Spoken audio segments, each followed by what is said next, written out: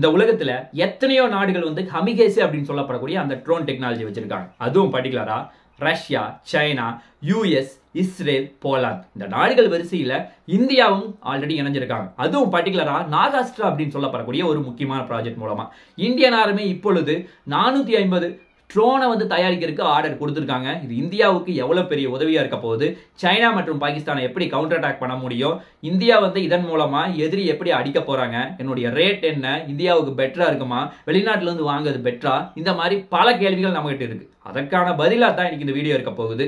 வணக்கம் நண்பர்களே, welcome back to Gold Well official channel.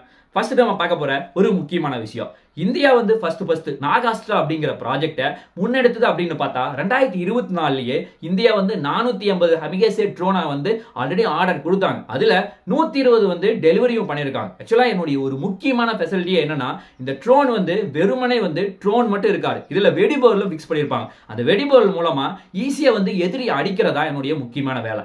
India வந்து இதை எப்படி தயாரிக்கிறாங்க, யார் மூலமா தயாரிக்கிறாங்க அப்படின்னு பார்த்தா ரெண்டு முக்கியமான டீம். ஒன்னு வந்து DRDO அப்படின்னு சொல்லப்படக்கூடிய டிஃபென்ஸ் ரிசர்ச் டெவலப்மெண்ட் ஆர்கனைசேஷன், அதை தாண்டி சோலார் இண்டஸ்ட்ரி. இவங்க ரெண்டு பேருடைய கூட்டு முயற்சியில் தான் இந்தியா வந்து இதை தயாரிச்சிட்டு இருக்காங்க. இப்போ இந்தியன் ஆர்மி வந்து 450 அடிஷனலா இந்த ட்ரோனை வந்து ஆர்டர் கொடுத்திருக்காங்க. இதுக்கு முன்னாடி வரைக்கும் நம்ம வெளிநாட்டுல இருந்து வாங்கிட்டு தான் யூஸ் பண்ணிட்டு இருந்தோம். கரெக்டா சொல்லணும்னா இஸ்ரேல், போலாந்து இந்த ரெண்டு நாடுகளுக்கு இருந்து தான் நம்ம ட்ரோனை வாங்கி யூஸ் பண்ணிட்டு இருந்தோம். இந்தியா வந்து முடிவெடுத்தாங்க, நம்ம இதுக்கு மேல எதையுமே வெளிநாட்டுல இருந்து வாங்கக்கூடாது, சொந்தமா வந்து உள்நாட்டிலேயே தயாரிக்கணும். ஆல்ரெடி வந்து 65-70% வெளிநாட்டுல இருந்து 10 வருஷத்துக்கு முன்னாடி இம்போர்ட் பண்ணி வாங்கிட்டு இருந்தோம். இதுக்கு மேல நம்ம வந்து டோட்டலா வந்து இம்போர்ட் குறைச்சிட்டு இந்தியாவிலேயே தயாரிக்கணும் அப்படிங்கிற ஒரு மிகப்பெரிய முயற்சி எடுத்தாங்க. அதனுடைய சக்சஸ் தான் இன்னைக்கு இந்த ஆத்ம நிர்பர் பாரத். அதுல வந்து நிறைய வந்து முன்னாடியான அட்வான்ஸான ப்ராடக்ட்டை இந்தியாவிலேயே தயாரிச்சிட்டு இருக்காங்க. ஆக்சுவலா இந்தியா வந்து இந்த ஹமிகேசி ட்ரோனை வந்து சக்சஸ்ஃபுல்லா தயாரிக்கிறதுக்கு முக்கியமான காரணம்னா என்னுடைய பியூட்டியே ரேட் மட்டும் தான். ஏன்னா வெளிநாட்டுல இருந்து வாங்கினா 45-50 லட்சம் செலவாகும். ஆனா இந்தியாவில் தயாரிச்சா இந்த ட்ரோனுடைய விலையே ஜஸ்ட் ஒரு 15 லட்சம் தான் இருக்கும். அதை தாண்டி கண்ட்ரோல் ஸ்டேஷனுக்கு ஒரு 35-40 லட்சம் செலவு பண்ணா எல்லா முக்கியமான ட்ரோனையும் இதன் மூலமா கண்ட்ரோல் பண்ண முடியும். அதுதான் என்னுடைய ஒரு முக்கியமான பியூட்டியா பார்க்கப்படுது. ஆக்சுவலா இந்த ட்ரோன்ல என்ன ஸ்பெஷாலிட்டி, என்னுடைய வெயிட் வந்து ஜஸ்ட் ஒரு 15 கிலோ தான் இருக்க போகுது. அதை தாண்டி என்னுடைய ரேஞ்ச் அப்படின்னு பார்த்தா 15-30 கிலோமீட்டர் வரைக்கும் மட்டும் தான் கவர் பண்ண முடியும். சரி, 30 கிலோமீட்டர்ல கவர் பண்ணது, அதை வந்து நம்ம எப்படி யூஸ் பண்ண போறோம், அதுவும் பர்டிகுலரா நம்முடைய எல்லை பகுதி லைன் ஆஃப் ஆக்சுவல் கண்ட்ரோல் இருக்குல்ல, அந்த பகுதியிலிருந்து ஈஸியா எதிரினுடைய முக்கியமான ஒரு 15-30 கிலோமீட்டர் போனா அந்த சரௌண்டிங்ல தான் எதிரி வந்து நிறைய மிலிட்டரி கேம்ப போட்டிருப்பாங்க, பங்கர் வச்சிருப்பாங்க, எல்லாத்தையுமே சேஃப்டியா வச்சிருப்பாங்க. இந்த ஒரு 15 லட்சம் செலவு பண்ணி அந்த ட்ரோன் மூலமா ஈஸியா வந்து எதிரி அடிக்கிறதா என்னுடைய முக்கியமான வேலை. அதே மாதிரி இதுல ஒரு 2.5 கிலோ வெடிபொருள் ஃபிக்ஸ் பண்ணிருப்பாங்க. அந்த வெடிபொருள் எதுக்குன்னா இந்த எதிரிய பங்கர், மிலிட்டரி கேம்ப் இந்த மாதிரி அடிக்கிறதுக்கு அதுதான் மெயினா உதவியா இருக்கு. இன்னும் சுருக்கமா சொல்ல போனா என்னுடைய டைமே ஜஸ்ட் 30 நிமிஷம் தான். அதுக்குள்ள லைஃபை முடிச்சிடும். இல்லைன்னா அந்த எந்த இடத்துல அடிக்க முடியலன்னு நம்ம தோணுதோ பத்திரமா திரும்பி வந்து ஈஸியா நம்ம நினைச்ச இடத்துக்கே வரும். அதுதான் என்னுடைய ஒரு முக்கியமான வேலையை தாக்குது.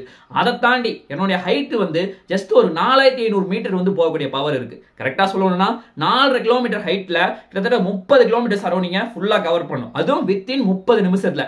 இது வந்து நைட் வேணாலும் யூஸ் பண்ணலாம், பகல் வேணாலும் யூஸ் பண்ணலாம், எந்த டைம்ல வேணாலும் யூஸ் பண்ற மாதிரி நிறைய அட்வான்ஸ் டெக்னாலஜி இதுல புகுத்தி வச்சிருக்காங்க. இந்தியா இதை வந்து ஒரு மிகப்பெரிய பாசிட்டிவா முன்னாடி எடுத்து வேகமா போயிட்டு இருக்காங்க.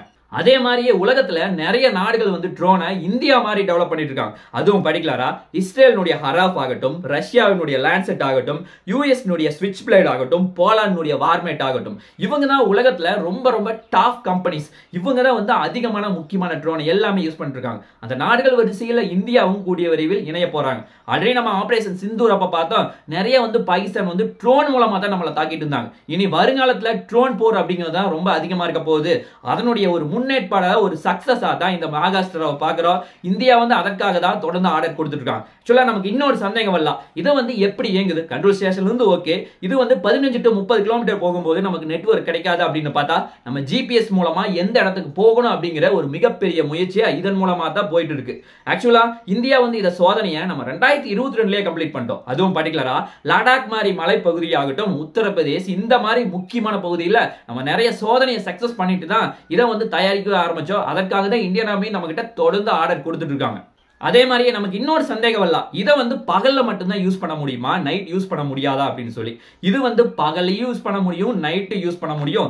அதே மாதிரியே இது வந்து பேட்டரியால ஃபுல் அண்ட் ஃபுல் இயங்கக்கூடிய ஆட்டோமேட்டிக் சிஸ்டமா இருக்கு.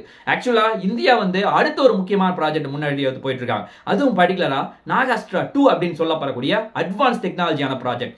ஆக்சுவலா என்னதான் வந்து ஃபர்ஸ்ட் ப்ராஜெக்ட் வந்து நம்ம எவ்வளவு கஷ்டப்பட்டு டெவலப் பண்ணாலும் அதில் நிறைய ப்ராப்ளம் இருக்கு. அதை சார்ட் அவுட் பண்றது தான் செகண்ட் ப்ராஜெக்ட். ஆக்சுவலா இந்த நாகாஸ்ட்ரா 2ல full and full AI use பண்ணியே இயங்குற மாதிரி, அதாவது இங்க மனுஷங்க வந்து கண்ட்ரோல் பண்ணணும்.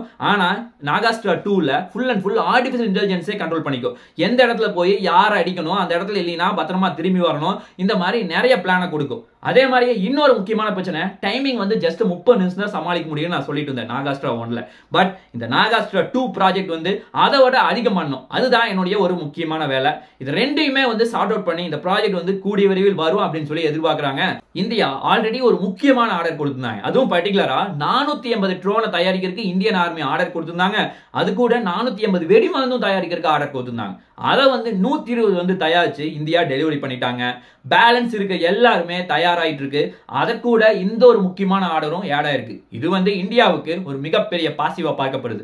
உலகத்துல பெரிய பெரிய நாடுகள் எல்லாருமே ட்ரோன் டெக்னாலஜி நோக்கி ரொம்ப வேகமா முன்னாடி போயிட்டு இருக்கும்போது இந்தியாவும் அவங்க பின்னாடி போக வேண்டிய ஒரு கட்டாயத்தில் இருக்காங்க. ஆனா நம்ம வெளிநாட்டுல இருந்து நிறைய ட்ரோனை வாங்கியிருந்தா நம்ம நாட்டு பொருளாதாரத்துக்கு அது சரியா இருக்காது. அதனாலதான் இந்தியா சொந்தமாவே தயாரிக்கணும் அப்படிங்கிற ஒரு முயற்சியில காலிறங்கி இருக்காங்க. அது வந்து நமக்கு வெற்றியை மட்டும்தான் கொடுக்கும், கொஞ்சம் தாமதமாகும். அது மட்டும்தான் பிரச்சனையே தவிர வேற எந்த பிரச்சனையுமே வராது. பார்க்கலாம் என்ன நடக்குது என்று சொல்லி. நாளைக்கு இன்னொரு நல்ல ஒரு வீடியோவில் உங்களை நான் சந்திக்கிறேன். நன்றி, வணக்கம், தேங்க்யூ, ஜெய் ஹிந்த்.